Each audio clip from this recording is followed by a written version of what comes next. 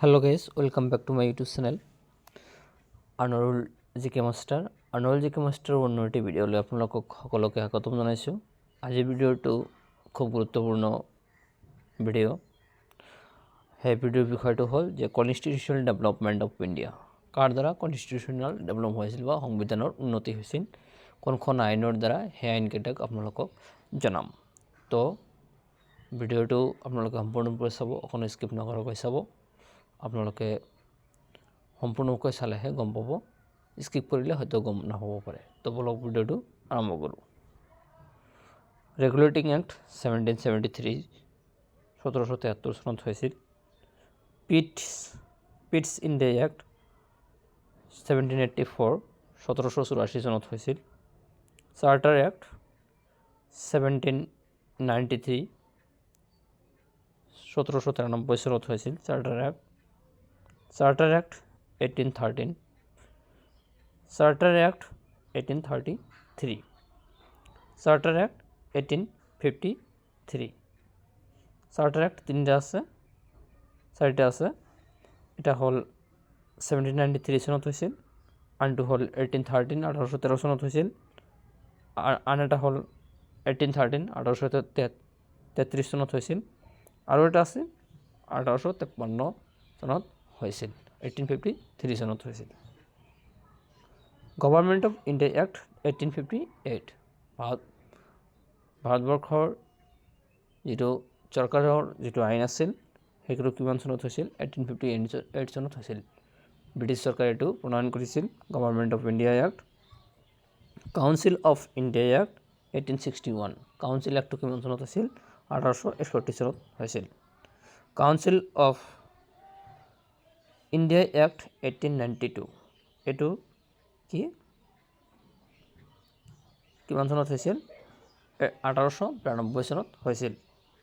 Council of India act 1909 চনত কি হৈছিল? আৰু এটা কাউন্সিল এক্ট হৈছিল। 1909ত এটা উল্লেখযোগ্য ঘটনা আছে, যিটো পাৰ্লিয়ামেণ্টৰ যিটো ৰিফৰ্মছ হৈছিল সেইটো কিমান চনত হৈছিল? 1909 চনতো হৈছিল। 1909 চনতে কি হৈছিল? পাৰ্লিয়ামেণ্টৰ সংস্কাৰটো হৈছিল। তো গভৰ্ণমেণ্ট অফ ইণ্ডিয়া এক্ট আৰু এটা আছে 1935। ইয়াৰ জৰিয়তে কি কৰা হৈছিল? যে প্ৰদেশসমূহক বিভক্ত কৰা হৈছিল। প্ৰদেশসমূহক কি কৰিছিল? বিভাগ কৰিছিল। ব্ৰিটিছ চৰকাৰে প্ৰদেশবিলাকক বিভাগ কৰিছিল। যেনেকুৱা অসম, যেনেকুৱা এখন ৰাজ্য আছিল, তেনেকুৱা প্ৰদেশ আছিল।